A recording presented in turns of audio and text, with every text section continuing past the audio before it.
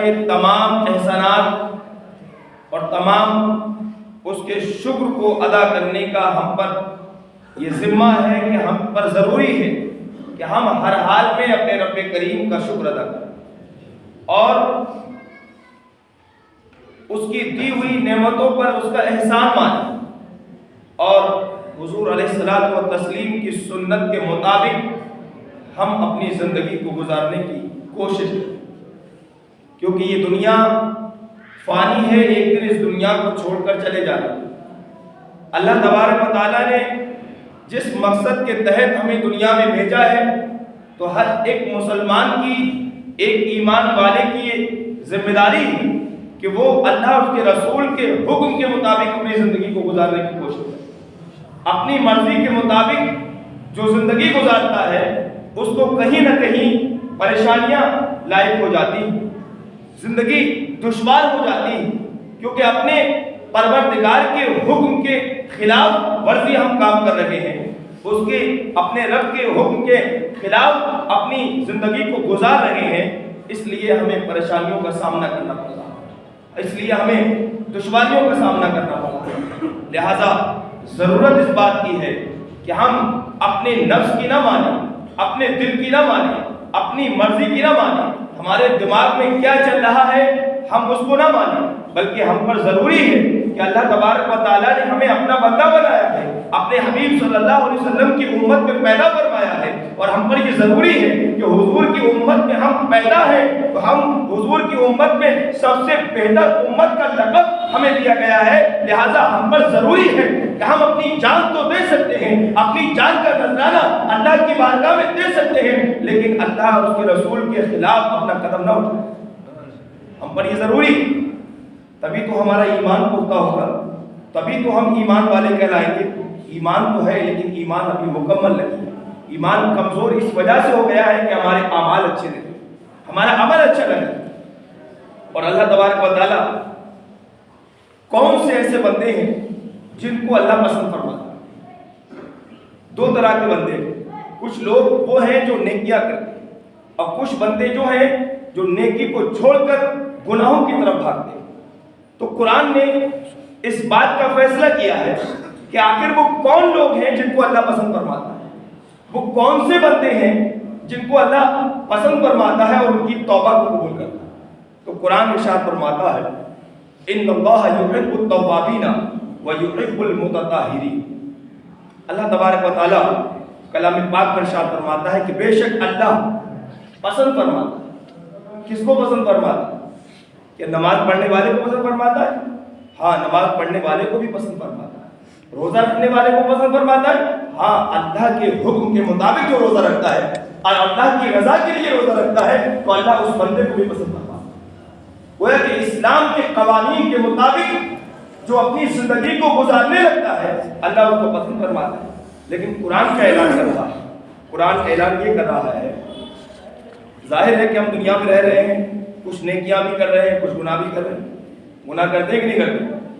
بھئی گناہ بھی ہو رہا ہے اور اچھے کام بھی کر لیتے ہیں، کیونکہ انسان ہے اور انسان سے کہیں نہ کہیں کوئی سرزد یا جان بوجھ کر یا بھول سے غلطیاں کچھ نہ کچھ ہو جاتی۔ تو اللہ نے ایک پیغام دیا اور ایک بشارت دی ہے، خوشخبری سنائی ہے اپنے بندوں کو۔ اللہ فرماتا ہے ان اللہ یحب التوابین ویحب المتطہرین، کہ بے شک اللہ تبارک و تعالیٰ پسند فرماتا ہے ان لوگوں کو جو اللہ کی بارگاہ میں گناہ کر کے توبہ کرتے ہیں۔ توبہ کرنے والوں، یعنی اللہ تبارک و تعالیٰ کی بارگاہ میں وہی لوگ پسندیدہ، اللہ تبارک و تعالیٰ انہی کو پسند فرماتا ہے جو گناہ کرنے کے بعد شرمندہ ہوتے ہیں، پشیمان ہوتے ہیں اور اپنے گناہوں پر شرم کھا کر اللہ کی بارگاہ میں قائم ہوتے ہیں، اللہ کی بارگاہ میں توبہ کرتے ہیں۔ تو اللہ ارشاد فرماتا ہے ان اللہ یحب التوابین، کہ بے شک اللہ توبہ کرنے والوں کو پسند فرماتا ہے، توبہ کرنے والوں کو پسند فرماتا ہے۔ لیکن آج ہمارے معاشرے کا حال کیا ہے؟ ہم اور آپ سب جانتے ہیں، گناہ پہ گناہ کرتے چلے جا رہے ہیں، جان بوجھ کر بھی کر رہے ہیں، بھول سے بھی ہو رہے ہیں، لیکن کبھی ہمیں اس بات کا احساس نہیں ہے کہ اس گناہ کی معافی کیا، اس گناہ کی توبہ کیا ہے، کیسے اس گناہ سے ہم چھٹکارا پائیں گے۔ ایک طرف نماز بھی پڑھ رہے ہیں اور نماز کے ساتھ گناہ بھی کر لیا ہے، آخر اس گناہ کا چھٹکارا کیا؟ آخر اس گناہ سے ہم کیسے معافی مانگیں؟ تو قرآن ہماری رہنمائی فرماتا ہے کہ نادان، تجھے اتنا بھی نہیں معلوم، ایمان والا ہونے کے باوجود گناہ اگر کر لیا ہے تو اللہ کی ذات سے نا امید نہ ہو، گھبرا مت، پریشان نہ ہو، اللہ کی بارگاہ میں آپ سجدہ ریز ہو جا، 5 وقت کی نماز اپنے رب کی رضا کے لیے پڑھنے لگے، اللہ تبارک و تعالیٰ تیرے سارے گناہوں کو معاف فرما دے گا اور تیری توبہ کو پسند فرمائے گا، اور جب توبہ کو پسند فرمائے گا، توبہ کو قبول فرمائے گا تو تجھ کو بھی قبول کر لے گا، تو یہ بھی پسند فرمائے گا۔ اسی لیے تو اللہ نے فرمایا ان اللہ یحب التوابین، کہ میں اللہ تبارک و تعالیٰ توبہ کرنے والوں کو پسند فرماتا ہے۔ اور آگے کیا فرمایا؟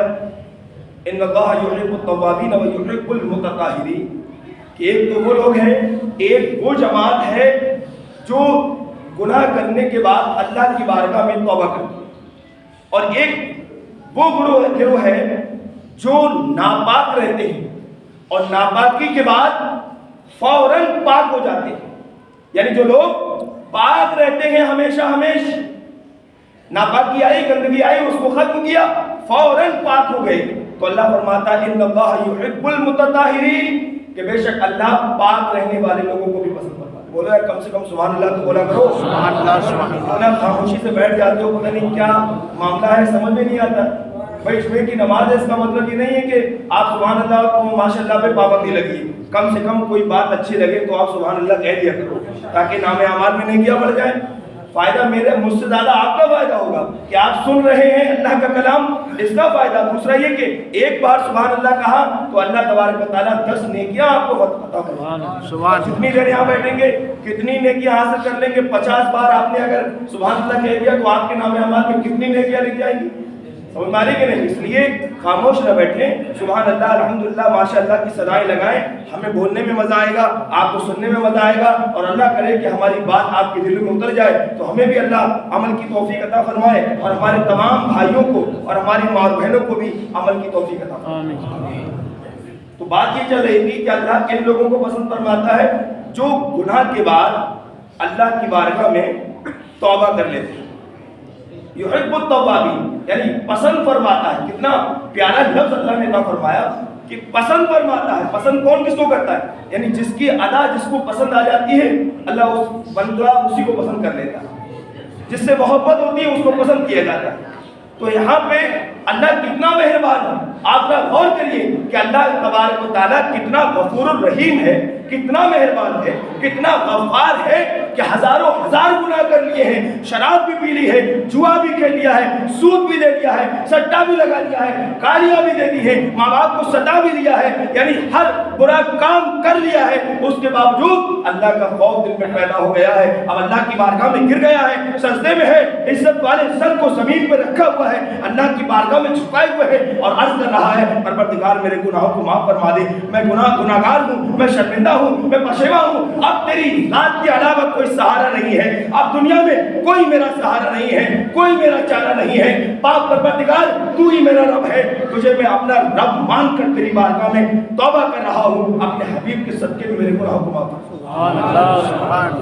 تو اللہ تبارک و تعالیٰ فرشتوں کو گواہ بنا کے ارشاد فرماتا ہے کہ میرے فرشتوں گواہ ہو جاؤ، میں نے ان بندوں کو پسند کر لیا ہے، میں ان سے پیار کرتا ہوں، میں ان سے محبت کرنے لگا ہوں۔ فرشتے عرض کرتے ہیں پروردگار کس بنا پر محبت کر رہا ہے؟ تو اللہ ارشاد فرماتا ہے ان اللہ یحب التوابین، کہ بے شک اللہ پسند فرماتا ہے توبہ کرنے والوں کو۔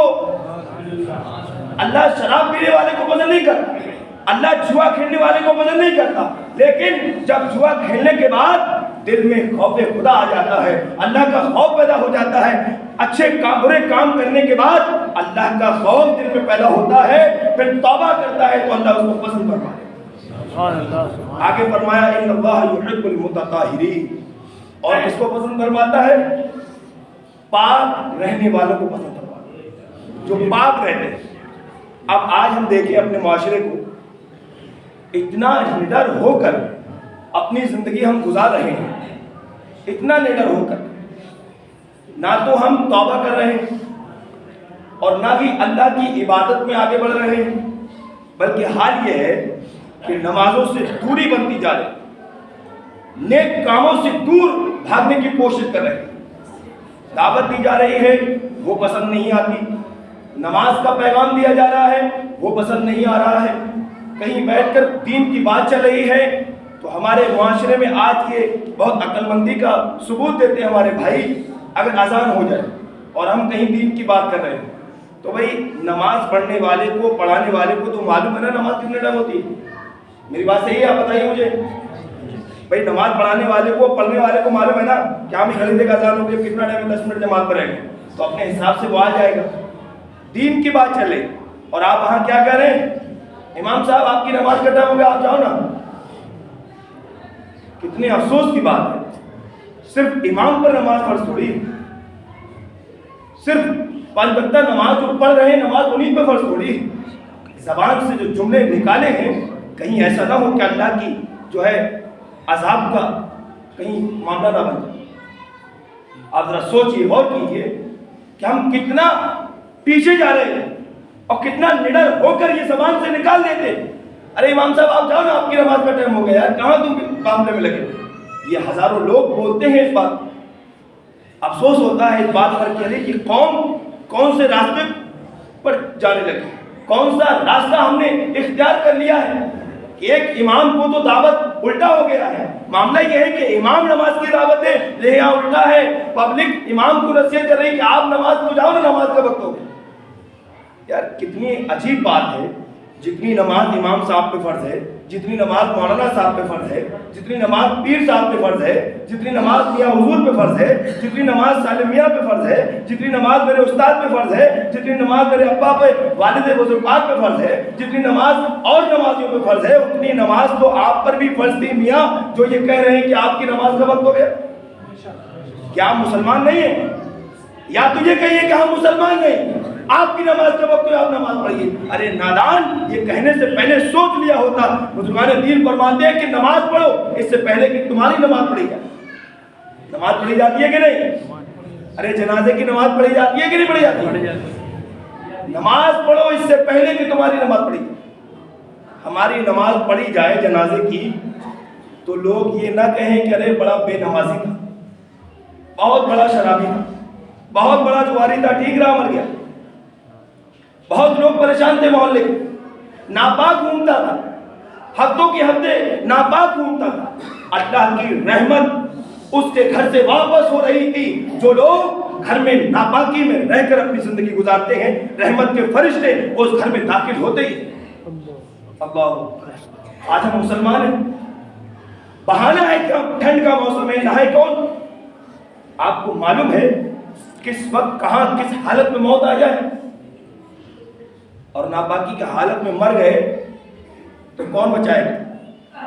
ابا بچائیں گے، دادا بچا لیں گے، حاجی جی بچا لیں گے، امام صاحب بچا لیں گے؟ کون سی ذات، کون سی طاقت ایسی ہے جو آپ کو موت سے بچا لے؟ میرے سامنے لائیے آپ، صرف جواب یہی ہوگا کہ کوئی طاقت نہیں ہے، زندگی کا وقت پورا ہو چکا ہے، اب کوئی بچا نہیں پائے۔ جب بچا نہیں پا رہا ہے تو ضرورت اس بات کی ہے آپ اپنی موت کی تیاری کریں۔ موت کی تیاری کیا ہے؟ موت کی تیاری یہی ہے کہ نماز کی پابندی کریں، حرام کاریوں سے بچ جائے اور حلال کاموں کی طرف دوڑنے لگے، یہ موت کی تیاری۔ لیکن اب حضور علیہ السلام نے کیا فرمایا؟ الطہور شطر الایمان، کہ ایمان، صفائی جو ہے ایمان کا آدھا حصہ ہے۔ جو مسلمان ناپاک رہتا ہے تو فرشتے اس سے دور رہتے ہیں، اس کے گھر میں رحمت داخل نہیں ہوتی، رحمت کے فرشتے اس کے گھر میں داخل نہیں ہوتے۔ جو لوگ ناپاک رہتے ہیں ان کے گھر میں رزق لانے والے فرشتے بھی داخل نہیں ہوتے۔ آپ ذرا سوچتے ہیں، آپ سو رہے ہیں، ناپاکی کی حالت میں ہیں، فرشتے رزق لے کے آئے ہیں، واپس لوٹ جاتے ہیں، گندگی میں کہاں گھسیں گے؟ اور آپ اتنے نڈر ہو کر اپنی زندگی گزار رہے ہو۔ میرے بھائیوں، ایمان کو سلامت رکھو، ایمان کو بچانے کی کوشش کرو، اور آج کے بعد یہ لوگوں کو دعویٰ نہ دو، آج کے بعد اپنی زندگی کو بدلنے کی کوشش کرو۔ یہ نہ کہو کہ تمہاری نماز کا وقت ہو گیا، یہ جملہ بہت ہی غلط ہے، اللہ کی ناراضگی کا سبب ہے کہ تمہاری نماز کا ٹائم ہو گیا۔ ہم یہ بھی کہہ سکتے ہیں کہ نادان تیری نماز کا بھی تو ٹائم ہو گیا, تجھے بھی تو مرنا ہے, نماز جنازہ پڑھنی ہے کہ نہیں پڑھنی ہے؟ ارے پڑھنی ہے کہ نہیں پڑھنی؟ جنازہ تو آئے گا نا ایک دن. آج میرا ہے, کل کسی اور کا ہوگا, پرسوں آپ کا ہوگا, پرسوں ان کا ہوگا. جنازہ تو سبھی کا ہے, مرنا تو سبھی کو ہے, موت تو سبھی کو ہے. لیکن جب موت آئے گی, اٹل قانون ہے کہ مرنا ہے, تو اس لیے ضرورت ہے ہر برائی کو چھوڑ کر, ہر گندے کام کو چھوڑ کر, ہر انانیت کو چھوڑ کر, غرور کو چھوڑ کر, تکبر کو چھوڑ کر, گھمنڈ کو چھوڑ کر, مکاری کو چھوڑ کر, عیاشی کو چھوڑ کر, گالیوں کو چھوڑ کر, حرام کام کو چھوڑ کر اپنے رب کی رضا کے لیے کام کرو, اللہ کی ناراضگی کا سبب نہ بنو. اللہ تبارک و تعالی ہمیں اور آپ کو دنیا میں اور آخرت میں کامیابی عطا فرمائے گا. ہم گناہ کر چکے ہیں, توبہ کریں, اللہ تمہاری گناہوں کو معاف فرمانے والا ہے, توبہ کو پسند فرمانے والا ہے, توبہ کرنے والے کو پسند فرمانے والا ہے. ناپاک ہو گئے ہو, دیر نہ لگاؤ, فوراً پاک ہو جاؤ. غسل کرنے کا طریقہ نہیں جانتے ہو, امام صاحب کے پاس آ جاؤ, وہ آپ کو طریقہ بتائیں گے. وضو کرنا نہیں جانتے ہو, وضو کا طریقہ آپ کو بتایا جا رہا ہے. آپ نماز پڑھنا نہیں جانتے, نماز کا طریقہ آپ کو بتایا جا رہا ہے. ارے آپ کم سے کم آؤ تو. علامہ اقبال کہتے ہیں کہ ہم تو مائل و کرم ہیں, کوئی سائل ہی نہیں, راہ دکھلائیں کسے, کوئی رہنم منزل ہی نہیں. ہم تو جانے کو تیار ہیں, ہم تو آپ کو پلانے کو تیار ہیں, ہم تو آپ کو سکھانے کو تیار ہیں. کم سے کم اپنا وقت دے کر ہمارے پاس آؤ تو, سیکھو تو. مرنے کے بعد کوئی یہ فیصلہ نہیں کرے گا کہ کیا سیکھنا ہے, کیا پڑھنا ہے, کیا لکھنا. جو کچھ ہے زندگی میں ہے, اللہ تبارک و تعالیٰ ہمیں اور آپ کو سیکھنے اور سکھانے کی توفیق عطا فرمائے. کہنے سننے میں کثرت سے اگر خامیاں ہو اس کو اللہ معاف فرمائے. السلام علیکم ورحمۃ اللہ وبرکاتہ. آپ حضرات کھڑے ہو جائیں, سب درست کریں.